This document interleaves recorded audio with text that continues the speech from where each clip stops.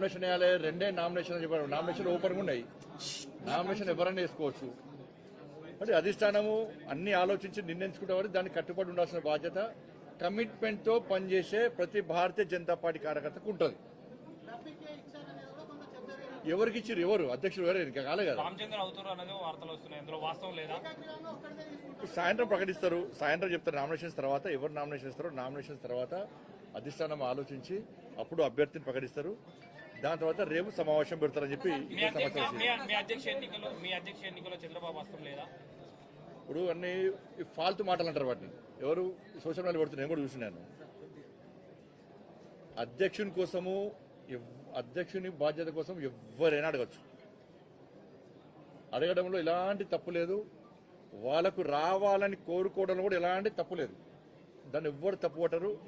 ఎవరి వాళ్ళకి ఆలోచన రావాలని కోరుకోవడం తప్పేం లేదు.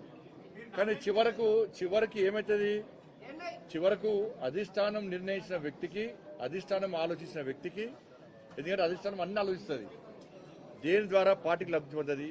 అట్లా ఒక అభ్యర్థిని ప్రకటించిన మాత్రాన మిగతా వాళ్ళు డమ్మి, మిగతా వాళ్ళతో ఏం కాదు కాబట్టి ఎవరితో ఏ పని అవుతుంది, ఎవరికి ఏ బాధ్యత తప్ప చెప్పాలనో అధిష్టానం నిర్ణయిస్తుంది. ఈ భారతీయ జనతా పార్టీలో ఈ మధ్య కొత్తగా స్టార్ట్ అయింది. నాకు ఈ మధ్య కొత్తగా స్టార్ట్ అయింది ఈ సోషల్ మీడియాలో ఉల్టా పోస్ట్ పెట్టి చూడు. లేకుంటే వేరే పార్టీలు చేస్తుంటారు అందరూ. చంద్రబాబు నాయుడు గారు లేకుంటే ఇంకో నాయకుడు చెప్తే అధ్యక్షుని పెట్టేటటువంటి పార్టీ భారతీయ జనతా పార్టీ కాదు. భారతీయ జనతా పార్టీ దేశంలో అధికారంలో పార్టీ, అనేక రాష్ట్రాల్లో అధికారంలో పార్టీ, ప్రపంచంలో అత్యధిక సభ్యత్వం ఉన్న పార్టీ భారతీయ జనతా పార్టీ. నమ్మిన సిద్ధాంతం కోసం పనిచేసే కట్టర్ కార్యకర్తల పార్టీ భారతీయ జనతా పార్టీ. కాబట్టి అధిష్టానం అన్ని చూస్తున్నది.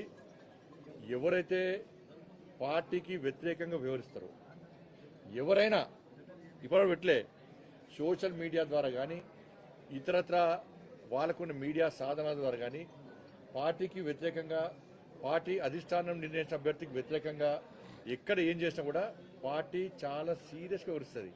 బండి సంజయ్ ఉంటేనే పార్టీ, బండి సంజయ్ లేకుంటే పార్టీ లేదంటే మూర్ఖత్వం అవుతుంది. ఎవరు లేకుండా పార్టీ నడుస్తుంది.